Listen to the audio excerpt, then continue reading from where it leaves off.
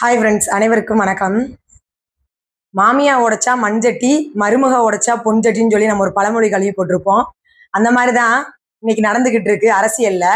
அதாவது நம்ம ஸ்டாலின் அவர்கள் தலைமைச் செயலகத்துக்குள்ள இருந்தப்ப 2 சிறு பசங்க போய் ரீல்ஸ் எடுத்திருப்பாங்க. அதை நம்ம பார்த்திருப்போம். இன்னைக்கு தலைமைச் செயலகத்துல முதலமைச்சருடைய அறையிலேயே ரீல்ஸ் எடுத்து போட்டுக்கிட்டு இருக்காங்க.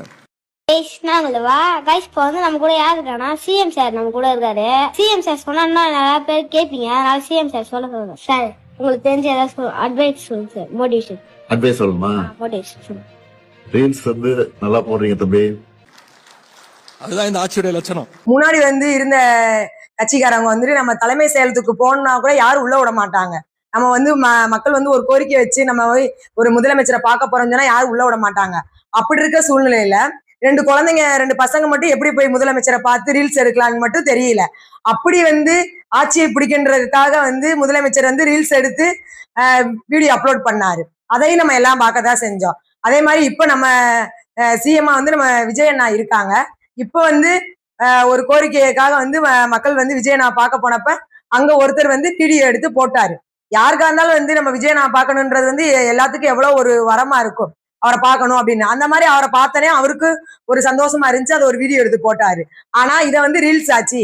ஏன் விஜய் நாயுடு அந்த வீடியோல ஹாய்ன்னு சொல்லி அது ரீல்ஸ் எடுத்து அடிச்சாரா? இல்ல அவரோட வேலையை தான் பார்த்துட்டு இருந்தாங்க. கூட இருந்தவங்க அவங்க விஜய் கூட இருக்க மாதிரி ஒரு ரீல்ஸ் எடுத்துக்கிட்டாங்க. இத நம்ம உதயநிதி அண்ணா ரீல்ஸ் ஆச்சு அப்படின்ற. அப்ப அவங்க அப்பா பண்ணது ரீல்ஸ் ஆச்சியான்னு என்னன்னு தெரியல. குற்றம் சுமத்தலாம். தான் மேல அந்த மாதிரி எந்த குற்றமும் இல்லாம இருந்து நம்ம அடுத்தவங்க மேல குற்றம் சுமத்தலாம். நம்ம மேல 1000 குற்றத்தை வச்சுட்டு அடுத்தவங்க மேல எப்படி நம்ம நேர்மையான முறையில குற்றம் சுமத்த முடியும்? அதாவது அவங்க செஞ்சா அது கரெக்ட், விஜய் அண்ணா செஞ்சா அது தப்பு. எதிர்கட்சிக்காரவங்களா கேள்வி கேட்க உரிமை இருக்குன்றதுக்காக நீங்க எந்த தப்புமே செய்யாத மாதிரி எங்க விஜய் அண்ணா மட்டும்தான் எல்லா தப்பும் செஞ்ச மாதிரி அவர் ஆட்சியில உட்கார்ந்ததுல இருந்து இன்னைக்கு 20 நாள் தான் ஆகுது. எத்தனை விமர்சனங்கள் சொல்லிட்டாங்க. 6 மாசத்துக்கு நாங்க விஜய் அவர்களை தொந்தரவு பண்ண மாட்டோம்னு சொல்லி. வாயில தான் 6 மாசம் தொந்தரவு பண்ண மாட்டோம்னு சொன்னாங்க. ஆனா டெய்லி நியூஸ பார்த்தா ஏதாவது ஒரு விஷயங்களை சொல்லிக்கிட்டு தான் இருக்காங்க. இதை பண்ணல அதை பண்ணலன்னு சொல்லிட்டு.